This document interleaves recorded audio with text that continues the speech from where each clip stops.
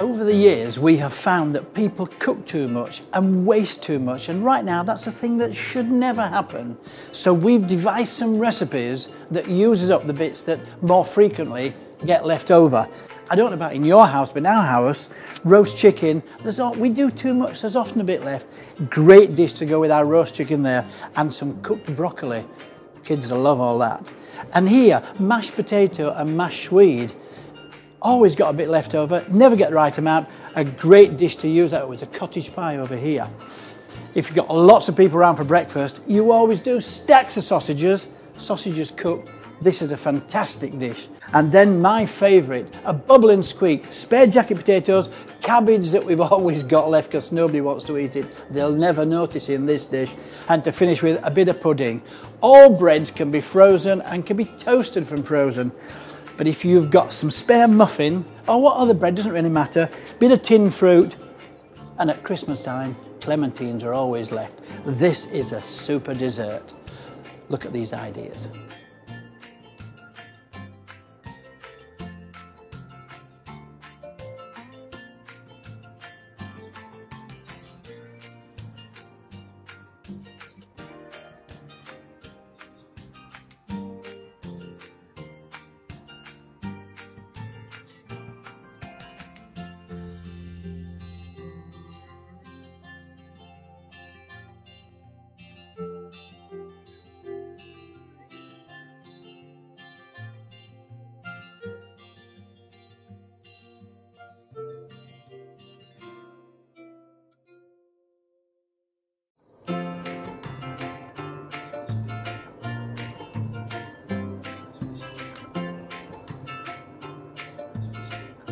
Now this is a fabulous way to use up sausages, but I never have leftover sausages, so you might have to put a few extra in. So you've got a few left over to use this recipe.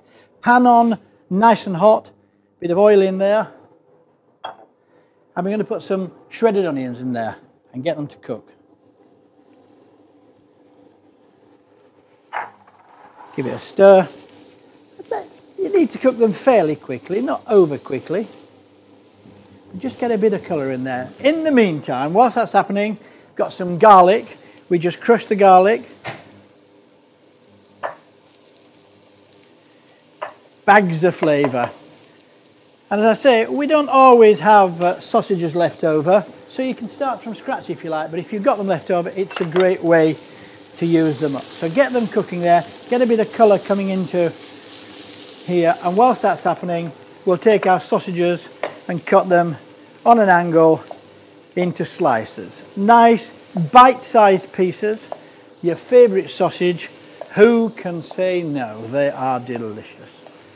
In fact, be very careful because sometimes if someone start eating the cold sausages and you won't have enough left. But you need them cold at this stage. They're already cooked.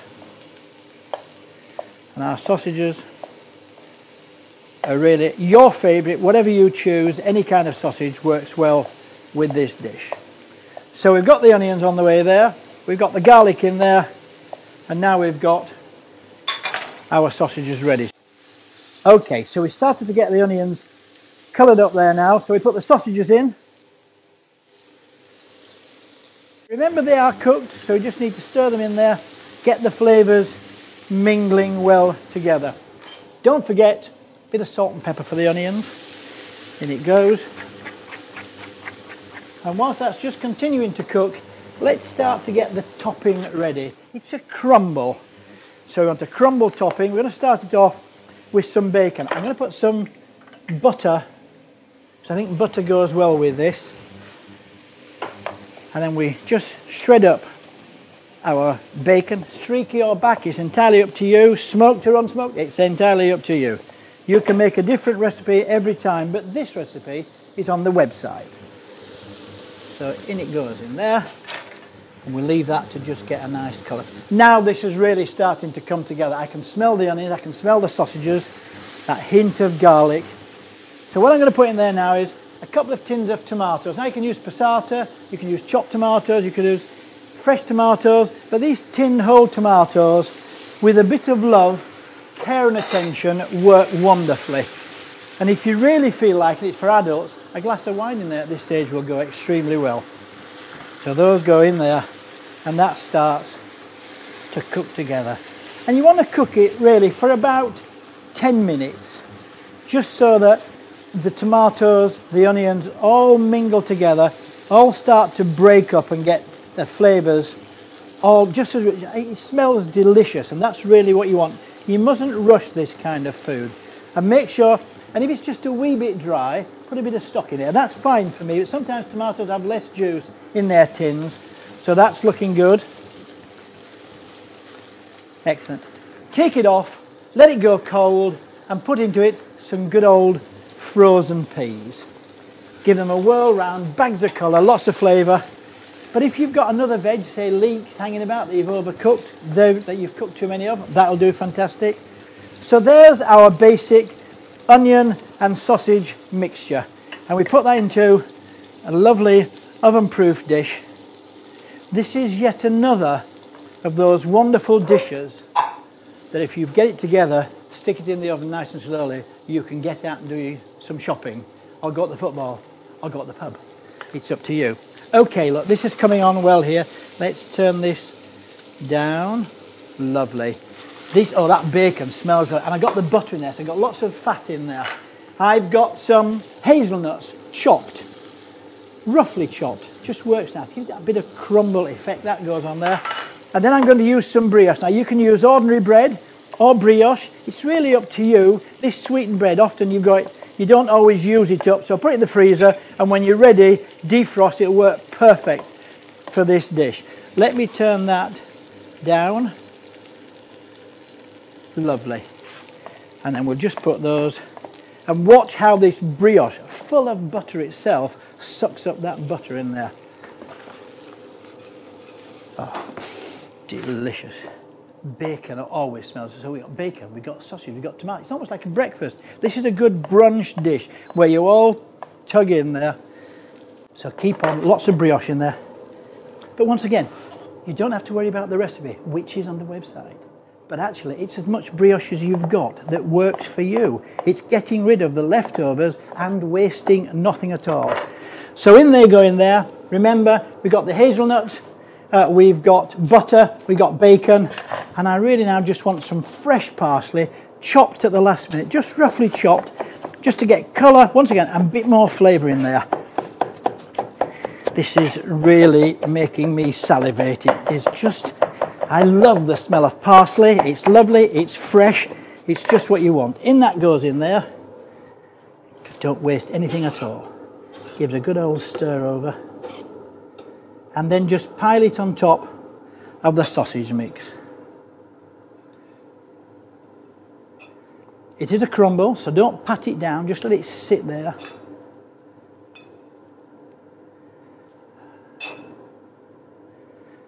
And if necessary, just like this one, a little bit of oil on top will help it to colour up. So it goes into hot oven about 180 degrees for about 30 minutes, and it will be delicious.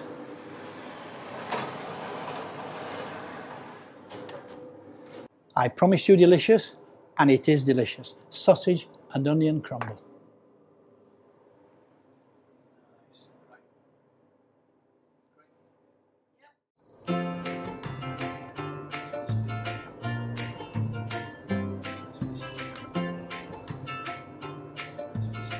Now, everybody loves a good cottage pie, and it's a great way to use up spare mincemeat that you've got, spare potatoes that you've got, spare vegetables that you've got to do the topping. So let me get mine on the go here. So we put our mincemeat into there and just let it sit for a couple of seconds. Get the chopped onion ready, and then I've got some garlic as well. Love garlic, works well. Can always use garlic. It never actually becomes a leftover if it doesn't garlic. Smells tremendous. Okay, now you don't want to stir this too often, but you do want to break up the meat so it isn't in big, claggy lumps. It smells delicious, I have to say. Huh? Get that nice and brown. We can get ourselves prepared whilst we're waiting. We've got some tomatoes here. I'm just going to take them off the vine. We don't want that. Put that over there. Cut these in quarters. And I'm going to take the seeds out for this dish. If you want to leave the seeds in, you can do, but you don't need to worry about it. I'm just going to chop up the tomato. So I can smell my meat getting nice and caramelized and brown now, just as I want it. That's coming on good. Give it another stir. And once I've got that nice and brown, a good colour, I'm going to put in there my onions and my garlic. And it goes, and give it a stir around. Let that just cook together and sit there. In the meantime, let's just use the tomatoes. Now, look, if you want to use the seeds, that's fine. I prefer to do this without seeds, but put the seeds, do not throw them away. Whatever you do, you put them into a little container, and at some stage, they'll make a soup, they'll make a sauce, use them in another dish. But it's just really the tomato flesh that we want for this lovely, lovely dish. Now, quickly going back to our meat, before we chop that up and put those in. Our meat's on the way here, that's looking good. The onions have gone in there, garlic's gone in there. I'm going to put a bit of flour in there now, not too much flour, but just a bit of flour to hold it together, support the potato when we actually cook the dish. So that goes in there, not too much as I say, that's lovely. Now I'm going to put some Worcester sauce. I love this stuff, bit of Worcester sauce. It's up to you how much you put in there. Okay, and we'll let that come up to the boil nice and quickly. Just going to chop these tomatoes up. Takes a minute of time, it's well worthwhile doing, bags of flavour. And I know I said don't put the seeds in, but if you 1 or 2 seeds are not going to make a lot of difference. So chop those up nice and fine. I can smell that Worcester sauce now, that really is coming on nicely, is that so?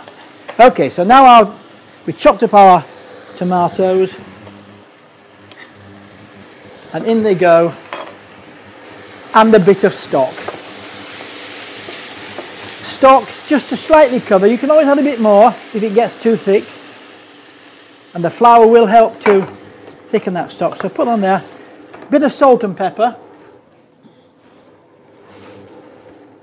and we're going to let that cook for about 30 minutes. Now in the meantime, I want to show you 2 things. I have kept the tomatoes and the onions. They will not be wasted. We'll use them some other occasion. But you know what's even more important, in my opinion, is I've even kept the onion skins and all the peelings from all the recipes. Then every day put them into a pot in the garden for 2 weeks, let them compost down, then dig them back into the garden. That is full of nutrients. Do not waste anything. Okay, back to the dish. This is cooking for 30 minutes, I say. It's on its way now. It's looking well. And then we'll take it off and let it cool. In the meantime, over here, these are my leftover mashed Swedes and mashed potatoes. And I've used this machine called a ricer, and I think it's far better when you're making mash.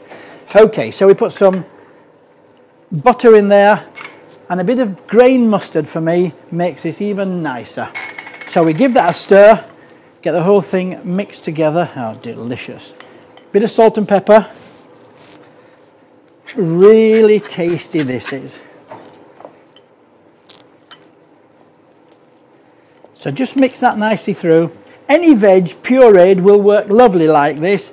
Carrots go well in here, parsnips go great in, celeriac, all lovely tasting vegetables that you will not and must not waste. So that's all ready to go, that's perfect. This after half an hour will look just like this over here, and we've left it to cool. And having done that, we put it into our dish that we're going to cook in.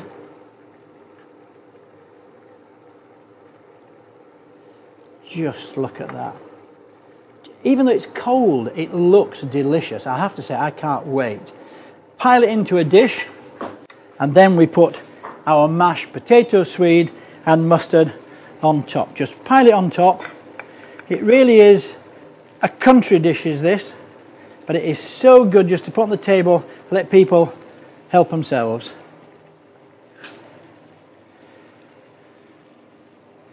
A little trick I like now is to take some melted butter and a palette knife, just Make it look slightly cottage shaped, but if it's a double decker, if it's a semi-detached, it doesn't matter. Just make it look pretty. Just over there, nice and smooth. Dip it into the melted butter just to help to give it a really nice colour when it comes out. And then just quickly scroll on there. And that goes into an oven about 180 degrees to 200 for about 30 minutes. It's all cooked. It just wants to be nice and hot and flavoured together. And after half an hour, hopefully, this is what it looks like. Very hot. Oh, tasty. Just look at those little brown ridges on there. I'm just going to take my butter, just give it a little on there. And there you have it. Nothing wasted. Our cottage pie with Sweden mashed potato and grain mustard.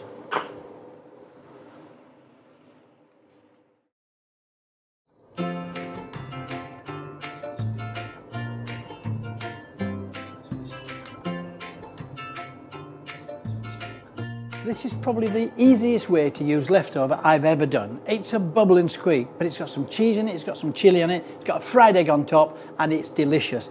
And I like to make them with baked jacket potatoes. So you've got any spare? Perfect. Just cut them in half. It keeps the mix drier, so cut them in half. There you go. There is a recipe on the website, but don't follow a recipe if you don't want to do. Just as much as you can, a nice balance of whatever vegetables you've got left. But for me, cabbage and potatoes work wonderful. And if you're really savvy, you'll take the skin shells, cover them in cheese, and give them to somebody for supper tonight as well. Fantastic. Okay, so we take out the potato for this recipe. The inside of the potato, that's what we want. And the cabbage has been cooked nice and quickly, shredded in boiling salted water and then finished in butter. So it's got a fabulous flavour and lots of black pepper to it.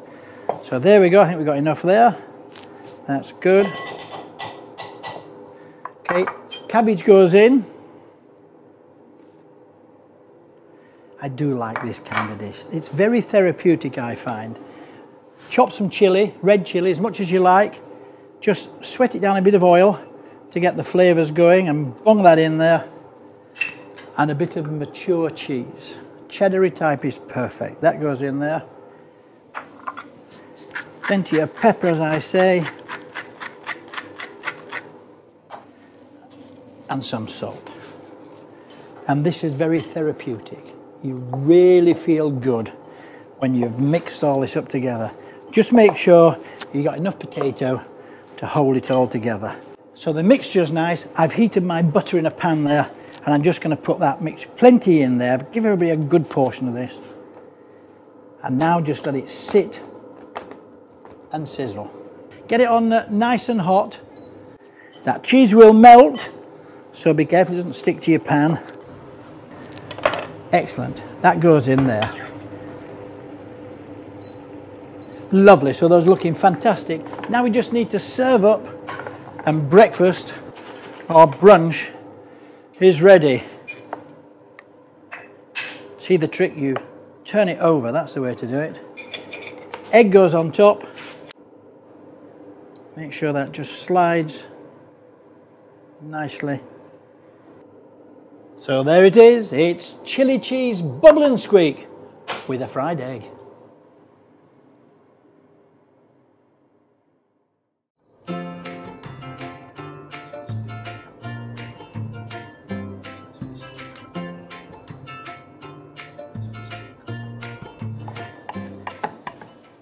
Now this is called a broccoli and roast chicken stir fry.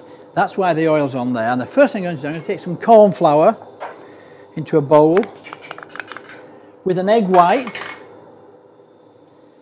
Give it a good old stir. You don't need to whisk it up, but you do need to make sure that it actually is all dissolved in itself. So the egg white makes sure that you dissolve the corn flour.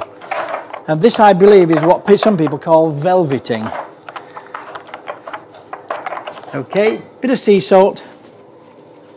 And then very carefully put the chicken meat in here. Give it a stir round. Just want to coat them all.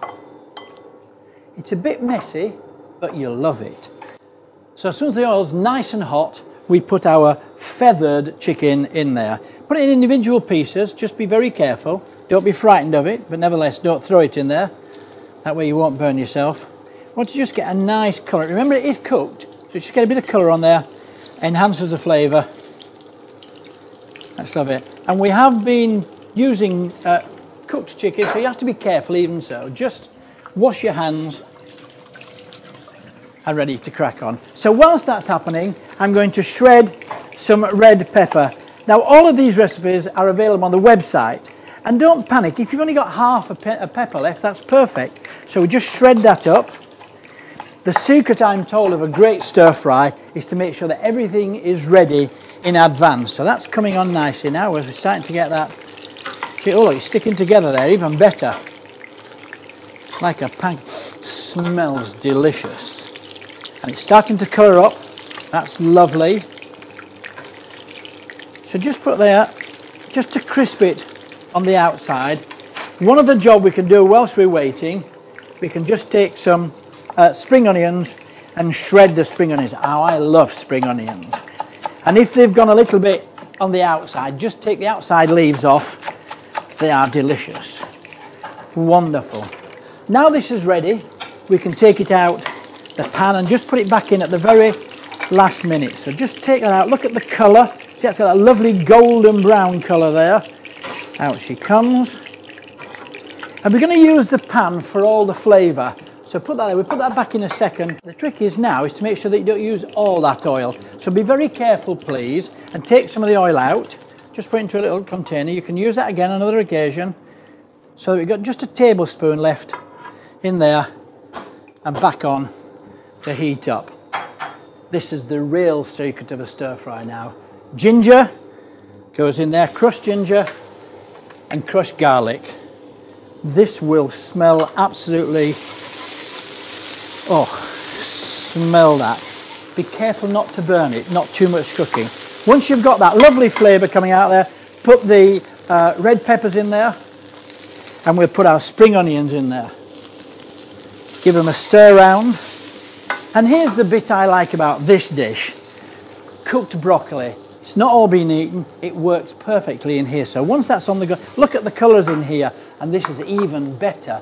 The stalks of broccoli that nobody eats, just actually parboil them and then put them in here. They are delicious, crunchy bags of flavour. If you're American, you'll know what I'm talking about. If you're not, try it. So those go in there. Let's put some of those in there. Lovely. And some of that broccoli. Just look at the lovely colours in there. I think this is just, and it smells tremendous. Okay, one other thing I'm going to put in there now, and this is really up to you. A bit of chilli. Chilli flakes, bit of chilli, a lot of chilli. It's your taste, not mine. So in that goes, in there, and then we put a bit of soy sauce in. Don't get your nose over the top. It smells delicious, but goes right up the nose there. Bit of chicken stock. And then put the chicken, that's the chilli. Then put the chicken back in there. It's a stir fry. So you just give it a nice stir, bring it all back. Delicious. Take a very small piece of chicken. There's one there.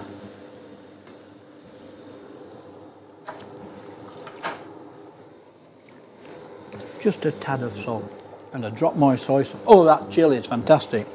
Just clicking in there. Everything is now hot. It's all pre-cooked, just about. So we just pile that on there. A stir fry that Ken Home would be proud of is this. Look at that lovely green colour of that broccoli. On it goes.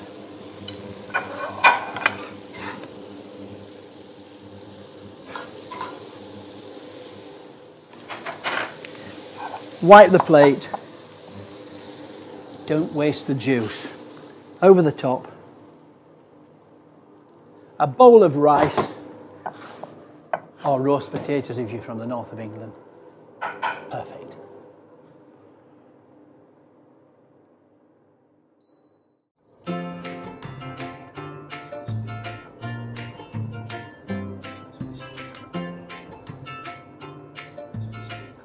Now, I suppose you, like me, like everybody, loves a dessert. So if you've got some fruit hanging around, we've got some fruit cocktail in a tin here. These are muffins, but you can use baked cake muffins, you can use panettone, you can use brioche, croissant, whatever. Same principle, all works well. So the first thing we need to do, this is a custard. It's a proper custard, it is. Double cream, no milk. It's a good calorie one, is this. Full heat, and bring it up to the boil. I've got a vanilla pod here. Now the beauty of vanilla pods is that you can use them on more than one occasion. So what we do here, we just take the seeds out of half of it, scrape them down and put them into our cream that's going to come up to the boil. Put the vanilla pod in, don't waste it. When we've finished, we'll take it out and we'll use it again. It'll be perfect. So whilst that's coming up to the boil, into this bowl here, I need to put an egg and an egg yolk. I'm going to keep the white, and if you look on our website, broccoli and roast chicken stir fry takes 1 egg white, so we'll keep that for later on. So we'll give this, look at the colour of that egg, lovely golden colour that is. It is delicious, these are. Bit of sugar goes in there. Lovely, that's lovely. That came to boil very quickly. That double cream, remember, 1 egg yolk and sugar. Stir that on there. We'll leave the vanilla in there till we're ready to use it. But that, beloved, if you let that go cold, it's fine. But don't worry if it's still just warm, it will work nicely. So here are my 3 muffins, and now I'm just going to dice them up. What we do is to dice them up so that they suck in all this wonderful flavour from this custard. So those go into here, and again. And if they're slightly stale, it's probably better than if they're nice and fresh. So they work better that way. The nice thing about these muffins is that they have a good strong consistency. So dice them up, keep the shape well. Excellent. That goes in there. Now this is a take on a bread and butter pudding, so you need some butter, and you need some butter. So plenty of it in there in a dish, and try and make sure the dish is going to take the whole amount of custard or pudding that you've got made there. But plenty of butter in it, because unlike a bread and butter pudding where you'd normally butter it all up, we're not going to do that. So plenty of butter goes in there. That's lovely. Right, now we've got our custard made here. It's already starting to thicken. As I said, just take that out. You can rinse it off, wipe it down, and you can use it again. Dry it out. It's perfect. Bags of flavour in there. So that goes, look at those little seeds in there. You can just see those little custard seeds. That goes to sit over the top of that mixture. And remember, this is a way to use up leftovers, so it's not a real recipe. This is an old tin of fruit cocktail that we had lying about. That goes in there. Lovely, lovely colour in there with those cherries. And as I say, we've got some clementine. Just going to cut them quickly in half. They've got a bit of juice in there, which will give flavour to everything, and also a little bit of texture. So that goes in there. Give it a whirl. Lovely. I think the more the fruit, the merrier. Okay, so just give that a stir up there. That's looking delicious. I suppose if you really wanted to and you had the time, leave it for half an hour just to let it sit, so all the custard goes inside there. But into our dish, it'll go. Do you know what I like about this dish? You can make it up, put it in the oven, and you can go to the pub and come back. Or go shopping, of course, and come back and it'll be ready. We're going to make it look a little bit posher. I've got some more clementines here. When I was a lad, these were in a tin, and they called them mandarins or tangerines. But these are clementines, and they go on the top like that. Waste not, want not, so we'll chop those up. I've got enough on the top, chop those up, just to go over there. If you think it's looking a bit dry, just a little bit more double cream. Otherwise you serve the double cream with it.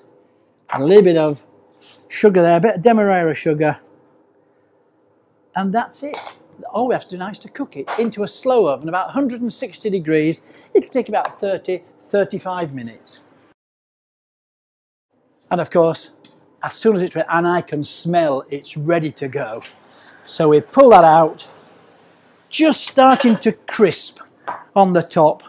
A little bit of icing sugar, in case it wasn't sweet enough.